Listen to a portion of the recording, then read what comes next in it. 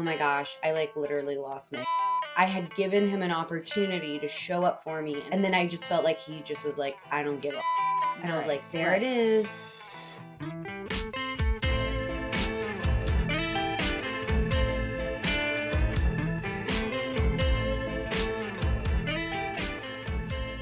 Hello. Hi. Hi. Welcome to Inner Archaeology. We're so glad y'all are tuning in, wherever you're tuning in from. And you can listen to us wherever you stream podcasts, wherever you're listening to us, or you can watch us on YouTube, innerarchaeology.tv. And we also have a Patreon that we have a lot of great things on there, and stuff like guided meditations that I've made for you guys, and like coupon codes for our little like apparel store that we strangely created. Yes. So you can check that out at patreon.com/innerarchaeology. And Wow, you did such a good I job. did it all. And you're Emily. I'm Emily. You say It's it. true. Yeah. And you're Yeah. Sarah. And I'm Sarah. I'm like really excited to dig in, but you're gonna have to like set the stage here, because when you were telling me your idea for a topic, I was like, oh, what? First of all, please sign me up for this trip. I am getting on that. Our like thing, how we do it is we don't like plan our podcasts. A lot of people like plan podcasts. Ours is very stream of consciousness. We like get on a call like right before we start recording, and we go like, what's coming up for us right now, and what have you been thinking about a lot lately? And that's what we record our podcast on. And then usually one of the two of us has like a lot on their mind, a lot of thoughts, yeah, totally. Yeah, and then and the other one's just like, you. Whoa. Yeah. And the other person's like, wait, what? Yes, let's talk about that. Definitely. Oh my gosh. So I have a bunch of thoughts. I've actually been kind of talking about this all week with like the various mindset coaching scenarios that I'm in. And so I've kind of like gotten to chat about this, which has been really fun. Real quick, we're going to use that as an opportunity to chat about how in January you are going to be relaunching your mindset coaching and program and course, and how can they find information on that? You guys can find out more information about how to work with me on a one-on-one level and within like a tight-knit community at masteryourfate90.com. And it's a 90-day program that actually has been so fucking powerful. I'm just like going through this program with people this fall and seeing like, it's just been the most incredible like unfolding, and it feels like so amazing to be like connecting on people on this like really deep level with a lot of like really practical like transformative like content. I don't know, I've just enjoyed it so much, and I'm kind of sad that it's almost over with my crew right now. I'm like, oh no, I'm gonna miss them. Yeah, but you're gonna give an option to continue on, no? Yeah, there's gonna be like fun stuff in store, and I really love how it's all unfolding. So yes, if you guys want to know how to work with me one-on-one and have conversations like me and Sarah have on this podcast with me, we could do that. Really light, casual, superficial conversations. Master Your Fate 90.com. You will exit it the same exact person as you were entering it. Exactly. It'll be great. No change. No learning.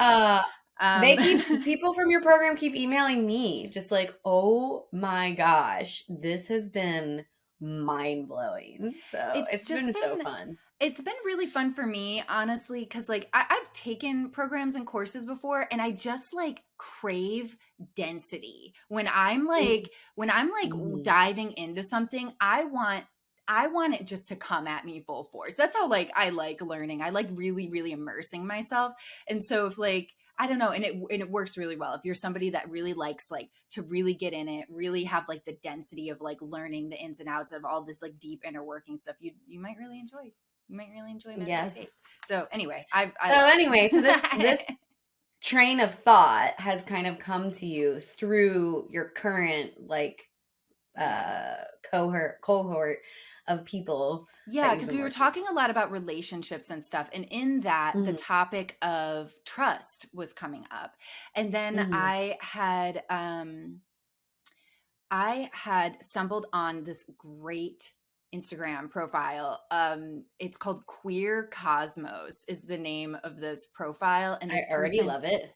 this person, it has such a brilliant, very intellectual, very academic approach to astrology and like the energetic and emotional meaning for society. Incredibly brilliant person. I really, really love how studious they are. And they brought this idea, I believe that was developed by Rachel Botsman, but it's this idea that there's in relationship and just in our life, there's this intersection between trust and risk and safety and Mm-hmm. uncertainty Mm-hmm. that we're Uh-huh. Yes. constantly grappling with. And it's kind of like, is it the chicken or the egg thing? Like what comes first? Does safety come first before you're able to endure uncertainty, or does risk come first? Does trust come first?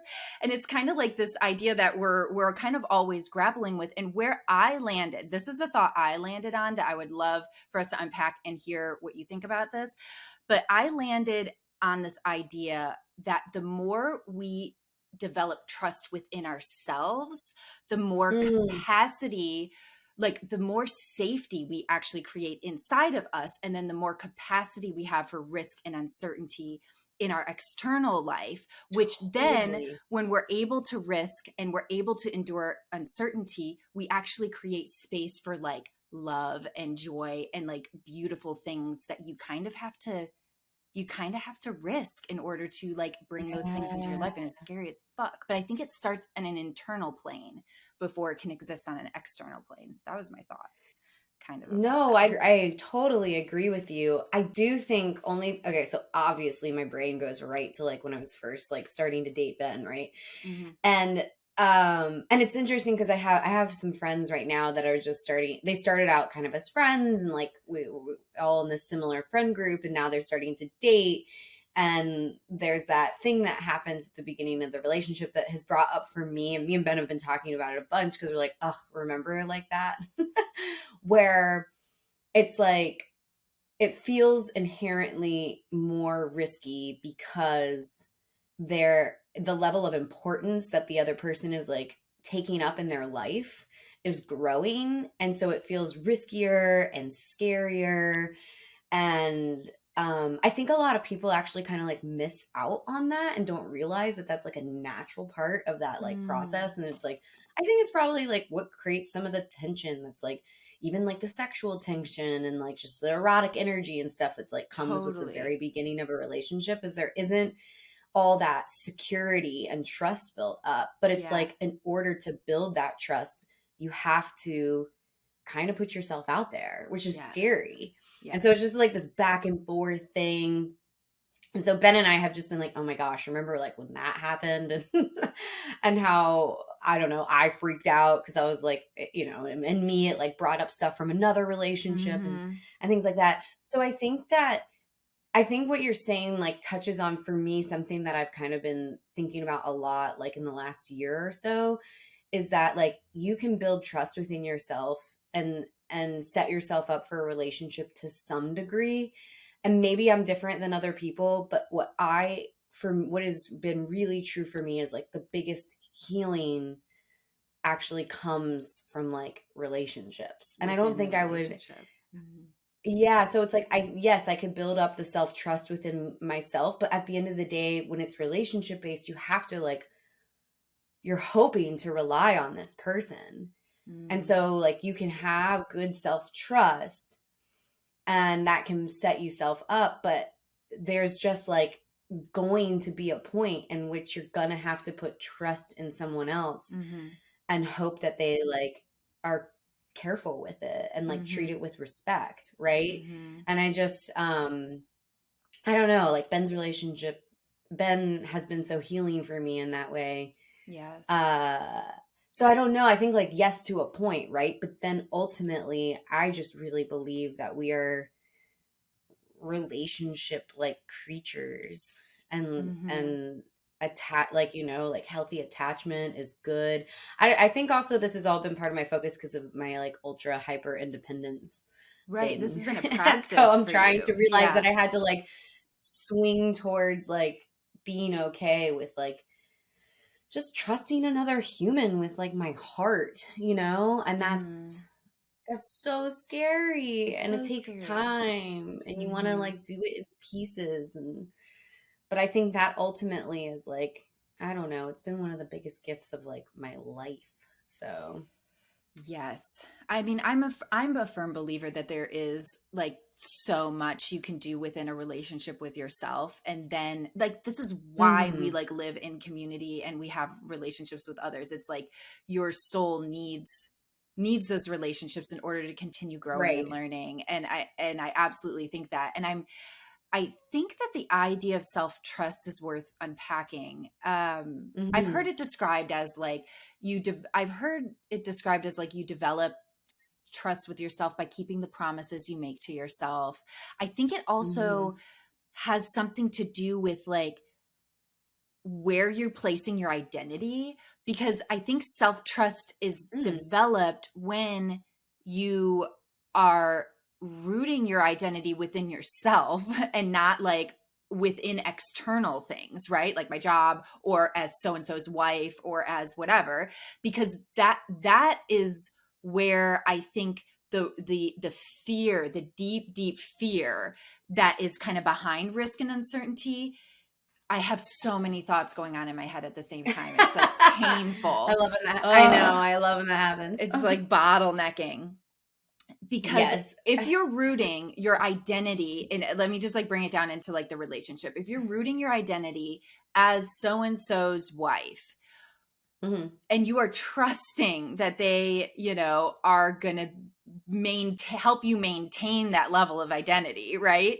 And then mhm. when inevitably humans human Yes. and stuff gets hurt, it is so devastating, because not only are you just dealing with the pain of that relationship ending and whatever's going on, but you're also having an identity crisis, which spins you off into such a state of destabilization and uncertainty and fear that it feels like you might not be able to survive it. And this is where I think self-trust, when your identity is rooted within yourself and you have a sense of trust that even if this person humans and this person fucks up, or this job ends, or this whatever thing changes, I have a sense of myself and a sense of resilience within myself that I know that wouldn't take me out. Like I can continue, or I'll be able to pick myself up, or I'll be able to navigate it and heal it. And I think that is what is so necessary in order to really Mhm. actually develop healthy relationships and have like a good balance of those things, and to take like, I don't know, to really experience like love and partnership, and not just like codependency or whatever. So that's what I Mhm. think. No, that makes so much sense. It's like taking the idea of self-trust one step further and realizing that a big part of like what creates self-trust within yourself is, I mean, honestly, like living authentically as you and taking the time to figure out like what that is and what it looks like. Yes.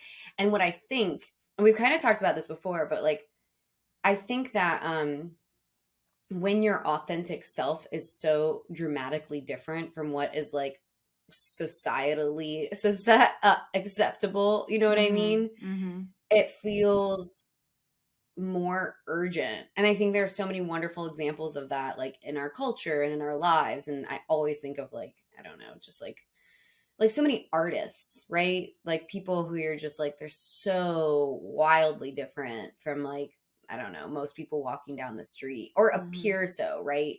Through the Mhm. way they dress and the way they act and things like that. And I think it's almost harder. And I think this is actually where some of my like weird struggles have come from, is it's almost harder when it's like, it's not that wildly different, you Mhm. know? Mhm. Because you can kind of like get by being comfortable ish, just like making everybody else comfortable with your choices. And so you pick the things that are palpable are Mm. tolerable rather, and so the discomfort, like the friction is like maybe less than it is for some people, but it's still there. And it still like impacts how you feel about yourself, like your sense of self-worth, or at least it did for me, sense of self-worth, sense of self-trust. And so I like really like that you're talking about it, because I think that, I don't know, we all, it's such a common tendency when you're in a relationship to like show the more appealing parts of yourself, Mm. right? Mm-hmm. And but ultimately you put yourself at risk of ending up with somebody who isn't isn't really like, isn't seeing the real you, and then is in a relationship with like a version of you or parts of you. I know I did that. I mean, I Mm. think that's a I definitely did that, right? Like in one of my relationships, I was like, I would say to him often, I was like, you're like the idea of me. You don't really like me. See me. And Yeah. Mm. hmm so I think what you're saying is like absolutely true, but and defining self-trust is like super important for And like I getting think, into that like yeah, and I layer. think sometimes we learn that lesson through failed relationships, like through being like, Yes. wow, I barely Yes. survived that. Like, and that can't happen again. Like, I hmm cannot root my identity and all my trust into somebody outside of me. Like, it has to be inside of me first before I can connect with somebody on that level. Like, I think a lot of as us learn it de- the hard way. Oh, 100%. And as devastating as like that relationship ending was, I mean, like massive, left a massive scar on my like heart. Um, it's also been such a source of greater self-trust and confidence and self-worth. It created non-negotiables. Like, Yeah. I think that's Boundaries. a really Yeah. beautiful thing that comes Mm. out of painful experiences, is you're like, this is a non-negotiable now. I This will will never not happen enter into a again. Yeah. relationship where this will never happen Never. again, Yeah. and that Totally. and that, I mean, obviously I feel like you could take that to a place that's like unhealthy, but I think for the most Totally. part it's Yeah. been like a healthy thing Mhm. for me to be Mhm. like, I will not hide parts of myself, Mhm. Mhm. Um yeah. But I just do think that ultimately you have to take risks though. Like it's just going to happen if you want in relationships, if you want to grow the I trust. right. This is like, I wonder if it's kind of synonymous with like, the whole idea of like growth happens at the edge of your comfort zone, like that, like when you are Yeah. entering discomfort, that's where you experience growth and change. And I kind of think of, like that's true about like when you're wanting like meaningful, like deep relationships, and you're wanting intimacy and love and joy and these things that come from like the depths. You have to like risk that edge of discomfort. Like you kind of have to risk, and then you get into the whole like the how a lot of us have aversion to discomfort because we associate all discomfort is bad discomfort, which isn't necessarily true. And then it's distinguishing what is like risk and discomfort that is like vulnerability and growth, and this is actually creating intimacy and connection with Mm-hmm. somebody, and what is like these are red flags, and this is like, Get me out not of good. here. Yeah, this is Yeah. like bad risk, bad discomfort. I think a lot of us, it's a really blurry gray thing, and because we don't like intentionally look. I know I've had to Right. intentionally look and differentiate good discomfort from bad discomfort, and what is a risk Mm-hmm. that is for growth and for me like bringing joy into my life, and what is a risk that's like not rooted in that and maybe rooted in self-sabotage or mm, other I think things. And I think the biggest way to Mm. do it, especially in relationships, because to grow your sense of trust and security with somebody, like you kind of like get to a point where you have to like be vulnerable and experience that discomfort, and then you see what they do. And so you're putting yourself in a position to like get hurt. Yeah. And that's why it feels so scary. And then like as their importance to you like grows, the pain is greater. So it's The like risk is you're just greater. constantly Yeah. like, the risk is greater, and then the pain, if they Right. don't like show up in the way that you want them to, there's a whole nother side conversation about expectations too, because like Yes. that has been like a big lesson for me, as well as like how you want them to show up. Versus It's how they, often requires like, I know. yeah, That but could be a whole like conversation. it's like Yeah. to like, right, so you have um you're trying to share a vulnerability. Okay, I got a story, because it's always so hard when there's not a Mhm. story. Okay, so with Ben, I have this thing from a previous relationship where when my family would come to town, I lived in the town of his family, and so my family was away, so I didn't get to see them as often, right? And when I so when my family would come to town, it was very important to me. I felt like I had time scarcity with my family, and it felt really Mhm. like I would get kind of like almost frantic. Like, we have a day with like my sister. Like, I want 100% of your attention on them, and I Mm. want you to connect. And I like, and and I had all these expectations around just like wanting them to see each other and love each other, because they're both very important people in my life, right? Mhm. So it was really, I remember my sister was visiting. I was in the early stages of dating Ben, and I was like, okay, I made a choice to be like, I just want to let you know that I know this about me. That one, I experience like a little bit of frantic energy when my family comes to town, because it feels so important for me that you guys get to connect. And two, I had a partner that would legit, when we would go home visit my family, be like, I'm going to go mountain biking for a little bit. I'll be right back, and or fishing, and then he would be gone for, no joke, like 8 hours. Like, Mhm. he would like leave after breakfast and come back when it was dark. And I was just like, what the fuck? Mhm. I spend so much time with your family. We are here for Mhm. 3 days. What, Mhm. I mean, like, I was so upset about it. And so I had to like share that with Ben. Like, Mhm. this is a thing. I know that this is a thing for me. And even in sharing that, in this one particular instance, I went to like take a shower or something, and I came out, and he was like sitting in the living room watching TV, and my sister was like in her room, like, I don't know. And I was just like, why are you watching TV and not trying to engage with my sister? Mhm. And he was like, I don't know. I'm not going to go chase her in her room. And I like lost my shit, because I was like, Yeah. I thought I told you something that was really important to me and very Mhm. vulnerable, and you're doing like the opposite. And I was so, oh my gosh, I like literally lost my shit. And I was so upset, because I felt in that moment that I had given him an opportunity to show up for me in a way that was really important, and it was Mhm. super vulnerable. And also, and then I just felt like he just was like, I don't give a fuck. And I was Right. like, there it Right. is. He Mhm. doesn't give a fuck. And he was Mhm. just like, but like, to his credit, he was like, I'm not gonna go into her room and be like, come out here. Like, I'm meeting her for the first time. Yeah. Like, come hang out with me. Like, he was like, so I'm just sitting here watching TV, and she can like join me when she wants. Mhm. So it's like things like that, right? Where it doesn't seem, I don't know. And that's the thing that you do at the beginning of Mhm. relationships, is you like give them a little bit. And so in my part, I'm always like, what was my part in that? Was the expectation around like Right. what it looked like.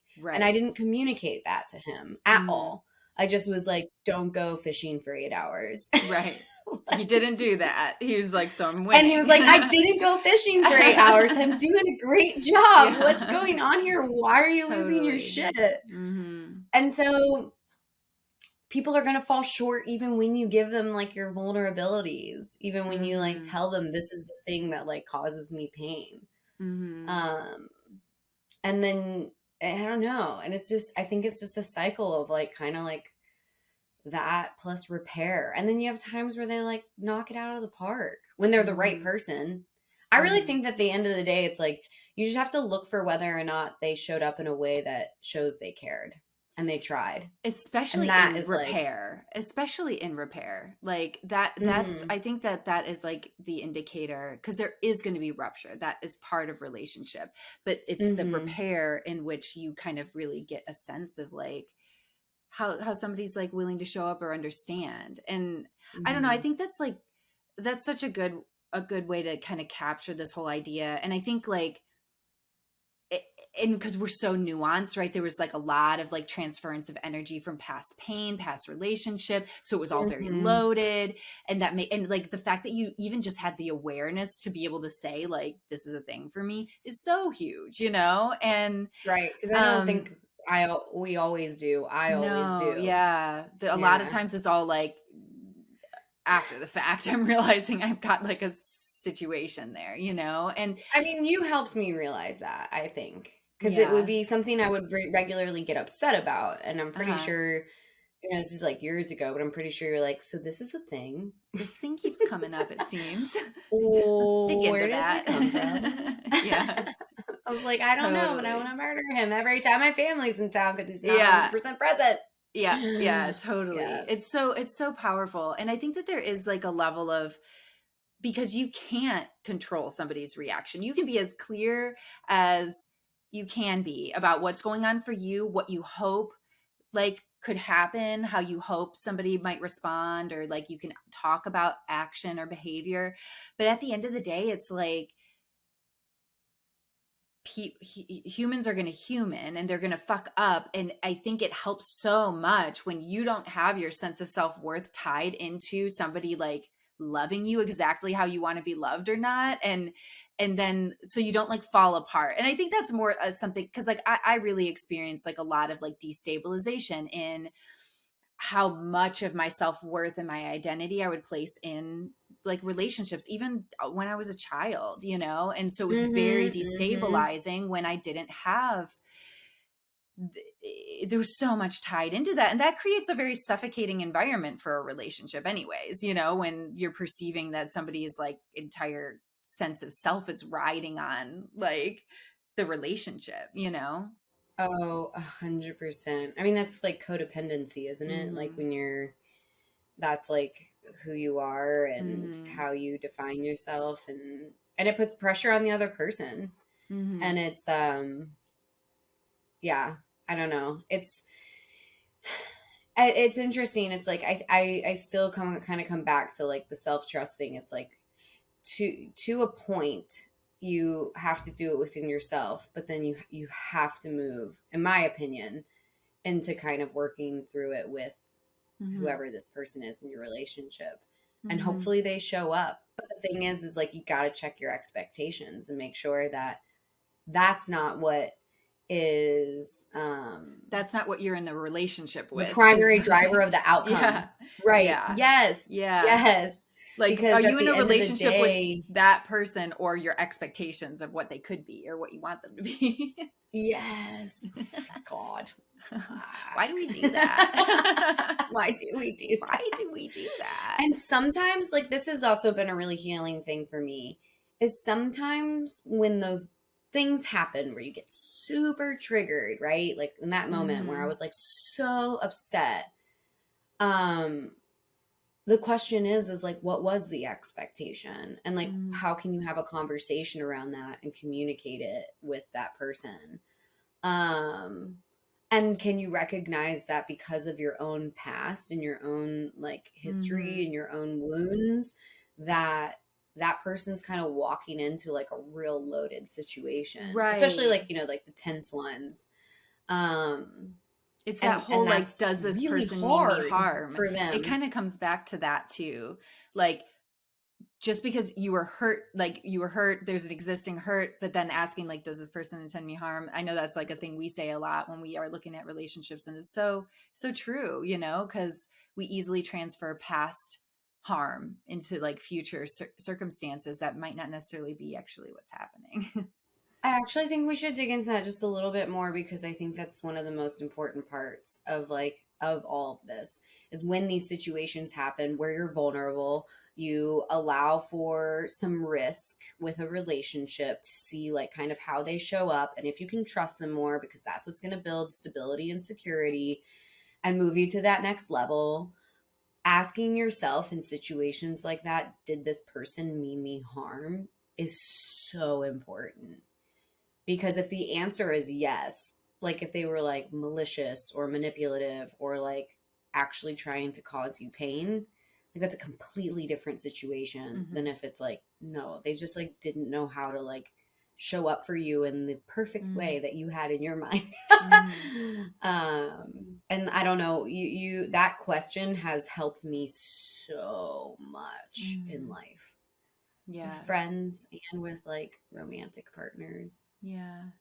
Because it gives so much more room for not this like black and white thinking of either I'm feeling perfectly loved and great, or you're like actively causing me harm, like, and that it's only one or the Mhm. other, and there's so much in between. There's so much like miscommunication and like like just like not being a little checked out and all this stuff that does not equal malicious harm. And it's just really hard because most of us have experienced people intending us harm, so we have a really Right. good reason to have that, like, that our head on a swivel about that, like it's there for a Mhm. good reason. For sure. And that's actually like in the early stages of a relationship, the answer to that question might be, I don't know.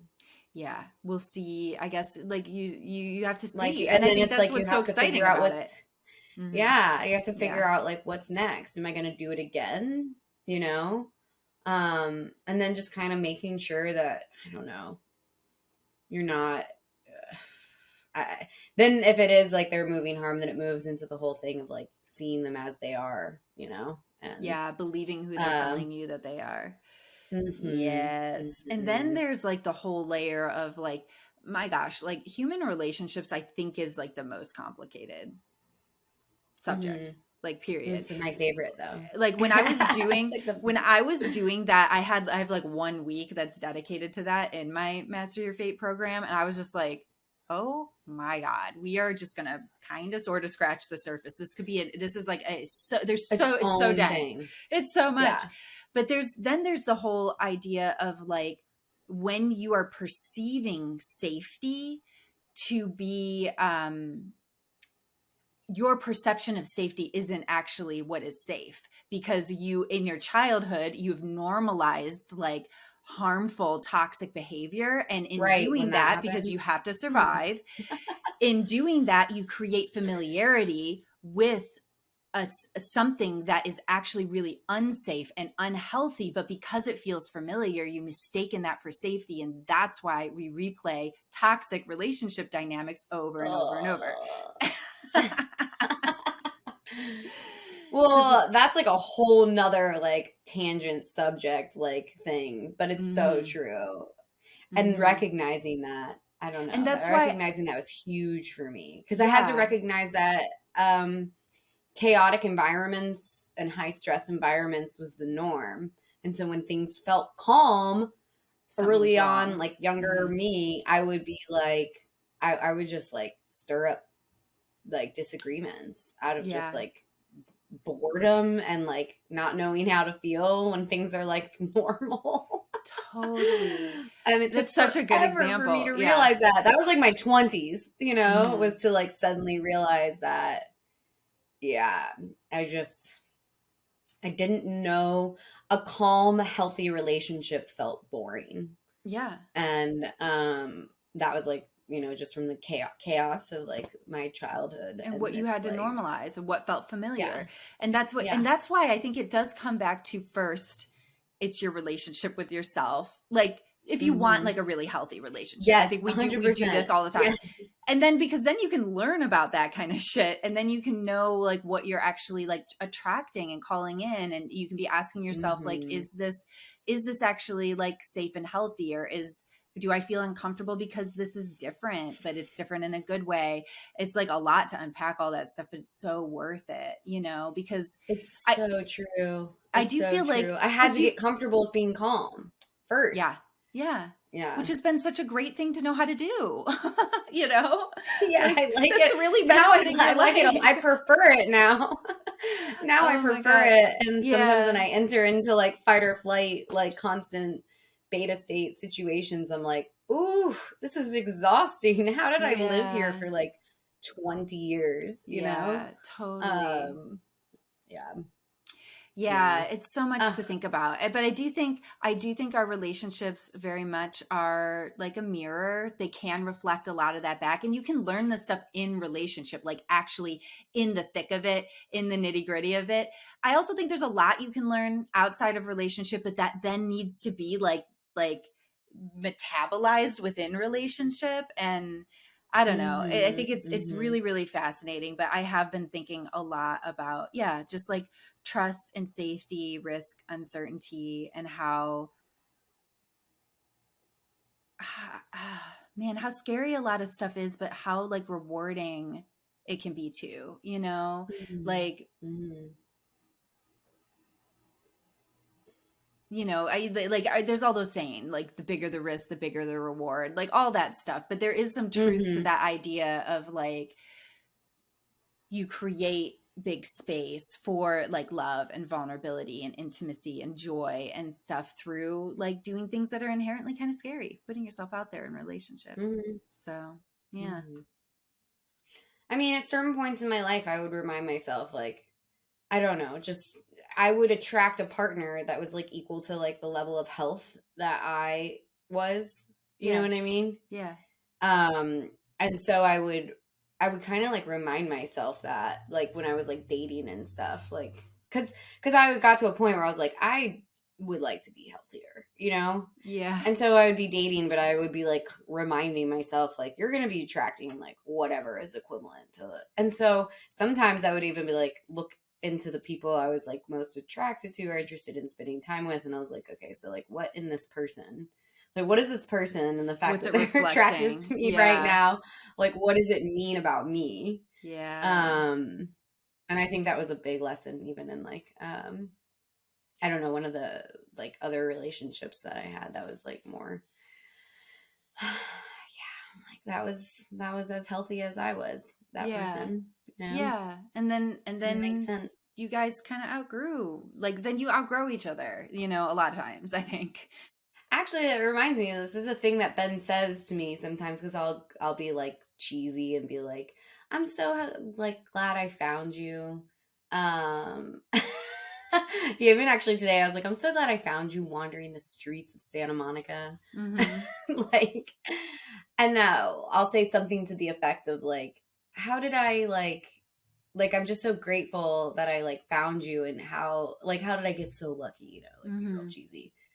And he will respond in a true Ben fashion, which is like real matter of fact, is like, no, it's because we've both done so much work. And that's like how we found each other, was we were like ready for this kind of relationship. And I'm always like, that's so true. That's so true. I like this. There's a lot there. I feel like we have found it's like almost like it's 3 or 4 spin-offs. Vast. Yes. It's vast. But I'm glad you brought it up. I was like, ooh, that's juicy. Let's dig in. So very juicy. Well, yeah. Until next time, lovely people. Yes, thank you for tuning in and listening, and we'll see you on the next episode. Bye.